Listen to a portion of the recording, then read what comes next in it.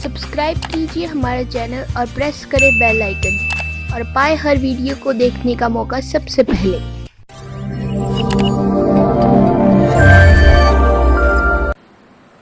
इसलिए पुण्यात्माओं, आपको जो ये क्रिया कर रहे हैं आप घनी काम आओगी। अब तो आपको ना इतना महसूस हो रहा है, लेकिन आने वाले समय में कहते हैं कल्पे कारण कौन है, कर सेवा अपनी काम और मन इच्छा फल देऊंगा जो पड़े मेरे ते काम। आपका मित्र है मुख्यमंत्री, आपका मित्र है प्रधानमंत्री, आपका एक्सीडेंट हो जाता है, एक्सीडेंट में मृत्यु हो जाती है, वो नहीं बचा सकता चाहे आपको कितना ही निकटतम है, वो स्वयं अपनी जान नहीं बचा सकता। तो वहां धनी का रोल शुरू हो जाता है, जहां परमात्मा का रोल शुरू होता है, जो ऐसे स्थान पर आपकी रक्षा करेगा। तो हमने इन अन्य सहारों को त्याग कर परमात्मा का आसरा ही लेना चाहिए।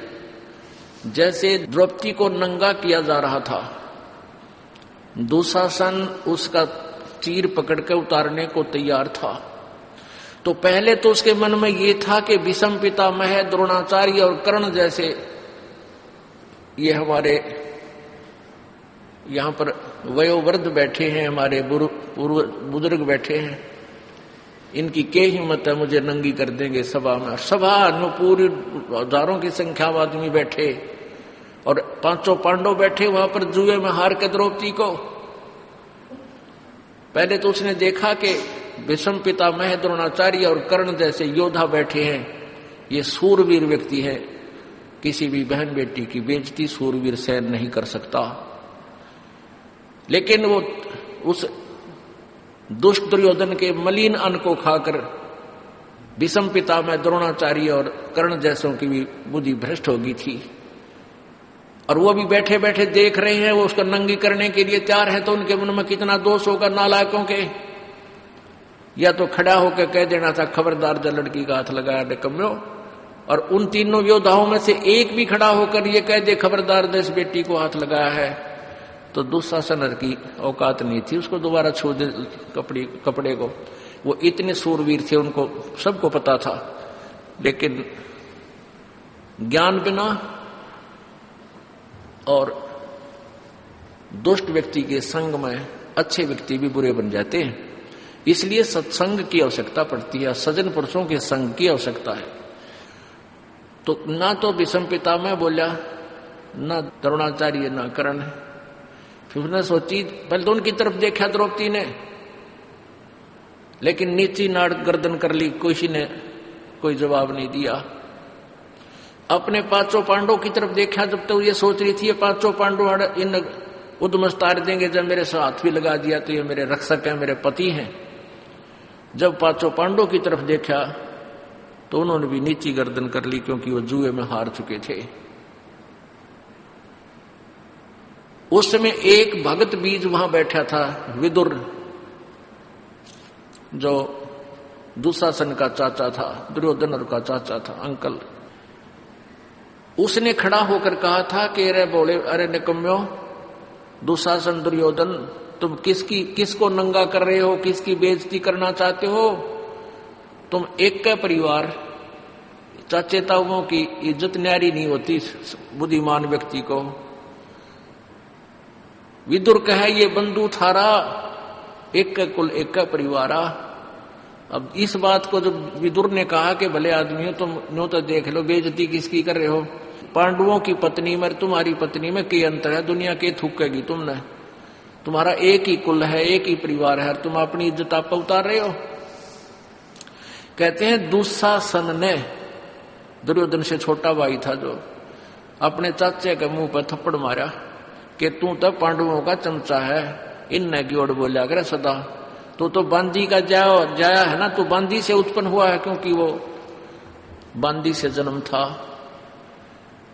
विदुर के मुख पर लगा थपेड़ा, तू तो है पांडवों का चेहरा, और तू तो है बांदी का जाया। और वहां पर कहते हैं भीष्म, कर्ण और द्रोण मुस्काया।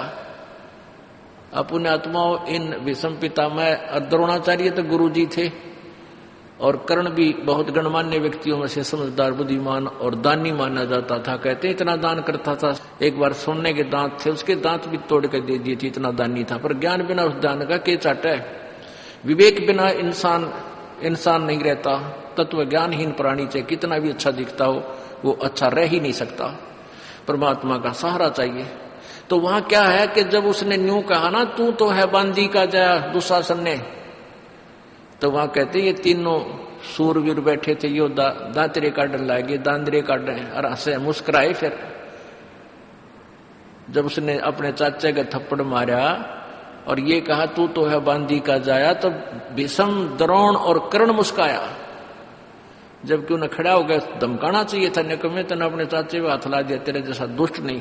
अपने बाप पर हाथ उठा दिया, चाचा पर हाथ उठा दिया, तो एक जैसी बात है। लेकिन वो हंसे मुस्कुराए अंदर अंदर। अरे थारा गजब वही हो। तो पुण्यात्माओं या तो पंचायत में जावे नहीं, और जावे तो वहां निष्पक्ष बात करे, मानना चाहिए, कोई मत मानने, खड़ा होकर कहे कि ये गलत ऐसा है भाई, ऐसा नहीं है, कोई मानना ठीक से, नहीं तो उठ कर आ जाओ। वहां उस अन्याय को सहन नहीं करना चाहिए, देखना नहीं चाहिए, उसमें दोष लगता है। तो विदुर उसी समय उठकर बाहर आ गया जब उसकी बात नहीं चली, और जो कहनी थी वह सच्ची कह दी, उठ कर आ गया। तो एक था पंचायती उसमें। ये तो द्वापर की बात है, ईब के पंचायतिया का तो कहना है कि है ईब तो मुंह देखमा बात हो सारे। तो पुण्यात्मा, पुराने समय की बहुत सी कहानियां ऐसी हमने सुनने को मिली, जो पंचायती हुआ करते। गांव जैसा न्याय कहीं नहीं हो सकता अगर गांव का आदमी को सब बात का पूरा पता होता है कि किसकी क्या गलती है। एक लड़के ने किसी गरीब व्यक्ति की बहन बेटी को 19 21 कह दिया, एक मतलब नंबरदार के लड़के ने, बहुत पुरानी बात है। तो वो पंचायत कर ली, उसको पता नहीं था कि मेरे लड़के ने ऐसी गलती कर रखी है, और उसी को न्यायाधीश चुन दिया कि फैसला आपके हाथ में। फिर सारी कहानी बताई गई, लड़का भी बुला लिया, लड़की वाले भी बुला लिए। जब उसको पता चला कि मेरे इकलौते पुत्र था, उसने आज ऐसी गलती की है, तो उसके पास गन थी। उसी समय अपने पुत्र की तरफ निशाना साध दिया कि तो मेरा बेटा नहीं, मेरा दुश्मन है। तो जिसकी लड़की थी उसने उसको ऊपर को कर दिया, लड़के का नहीं लगने दिया, कि जब आप इतना दुख मान लिया तो हमारा न्याय हो गया। और ईब के है, इब सांझ ने पंचायती शाम ने कुछ बात करें, सुबेरा घुटी ला के बदले पावे, ये पंचायत होगी। तो पुण्यात्माओं, उस लड़की वाले ने उस लड़के की जान बख्शती नहीं, वो खुद उसकी गोली से मारना चाहता था।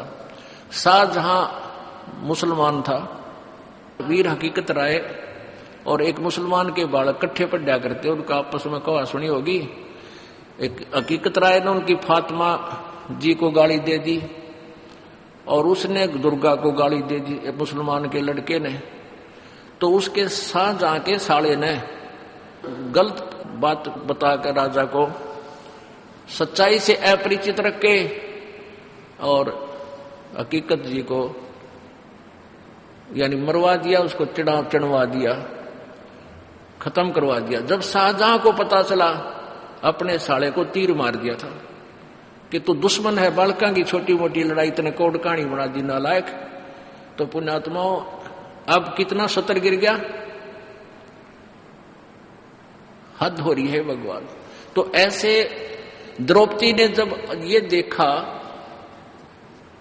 कि भी पहले तो उसने सहारा तकिया अपने 5 पतियों का, वो भी योद्धा थे भीम जैसे बलि, और फिर उसने आसरा तकिया, सहारा लिया सामने बैठे उन बुजुर्गों का, भीष्म पितामह, द्रोणाचार्य और कर्ण का, और फिर भी कोई सहयोग कहीं से नहीं मिला। परमात्मा कहते हैं भीष्म पितामह, द्रोणाचार्य और कर्ण तो उस दुर्योधन, क्योंकि दुर्योधन को राज प्राप्त हो गया था, दुर्योधन के पास रहते थे। उसने अच्छे बाग में रखे हुए थे, वहां खूब मेवा फल फ्रूट खिलाया करता था, सेवा करता थे उसके नौकर। उस मलिन अन्न को खाकर वो उससे दबाव में आगे बंद गए उसके साथ, इसलिए नहीं सच्चाई कह सके। और पांचों पांडव जुए में हार चुके थे, वो वचन बद्ध हो चुके थे, वचनों में बंध गए थे। तो परमात्मा कहते हैं बंधे से बंधा मिले छूटे कौन उपाय, और कर बंदगी निर्बंध की जो पल में दे छुड़ाए।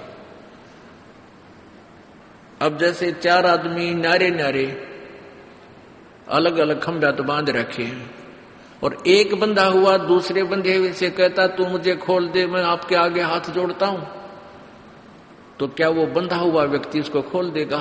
हाँ, कोई खुला व्यक्ति आ जाता है, उसको प्रार्थना करे तो सारे के बंधन खोल दे। तो परमात्मा निर्बंध है, बाकी सब बंधे हुए हैं, चाहे मंत्री है, चाहे मुख्यमंत्री है, चाहे प्रधानमंत्री है, चाहे पूरी पृथ्वी का कोई शासक है। केवल परमात्मा का सहारा लेने से ही हम परमात्मा से लाभ प्राप्त कर सकते हैं। हम दूसरे का सहारा लेते हैं तो परमात्मा पीछे हट जाता है। इसलिए हमने अपने ईश्वर को आगे रखना चाहिए प्रत्येक काम में। देखो, आप डॉक्टर के पास जाते हो, डॉक्टर दवाई दे देता है, आपको आराम हो गया, तो हमारे मन में ये आता है डॉक्टर की दवाई से नहीं, भगत के मन में ये आओगा कि मेरे परमात्मा ने दया करी। नहीं तो वो डॉक्टर दवाई दे, उसका रिएक्शन कर जाती है दूसरे आदमी का। दवाई देता है वो दूने एक्शन शुरू कर देती है, वो लगती है कोई ना। और परमात्मा की शरण माने के बाद आपको वो बुद्धि परमात्मा डॉक्टर भी उसी कंट्रोल में है, ऐसी दवाई दिवाओगा एक गोली तो ठीक हो जा, और ना तो वह बात बढ़ के किरा की बन के खड़ी हो जा, ऑपरेशन से भी पांडा ना छूटे। तो इस प्रकार कोई भी कार्य हमारा होता है, चाहे किसी से भी होता है, करे करावे साईं मन में लहर उठा, दादू सरदर जीव के अब बगल हो जा। आपके मन में भी नहीं आएगा कि इस व्यक्ति ने मेरा काम कर दिया। जब आप ज्ञान से परिचित हो जाओगे, आपको केवल परमात्मा ही याद आएगा, भगवान मेरे परमात्मा ने ऐसा किया, दाता आप बिना हो ही नहीं सकता था। तो करावे साईं मन में लहर उठा, करावे किससे थे, लेकिन हमारा काम भगवान बिना नहीं होगा, और होता भी नहीं। तो हम फिर पतिव्रता पद पर आ जाएंगे कि हमने भगवान के अतिरिक्त किसी में आस्था रहे को ना, और है भी ये सच्चाई। तो तभी हम ऊपर उठेंगे, तभी हम परमात्मा के निकट आएंगे, और परमात्मा के निकट आएंगे तो फिर सारे लाभ होंगे। कहते हैं कल्पे कारण कौन है, कर सेवा निकाम। अब तू रह कर कल्पना करता है, कदे नो ना हो जाए भगवान नो हो जा। कहता तू निष्काम भाव से सच्चे दिल से बिना मनोकामना पूर्णा के अपने करता रहे, तू सेवा पूजा कर, साधना कर, मन इच्छा फिर देवेगा जो पड़े जनित काम।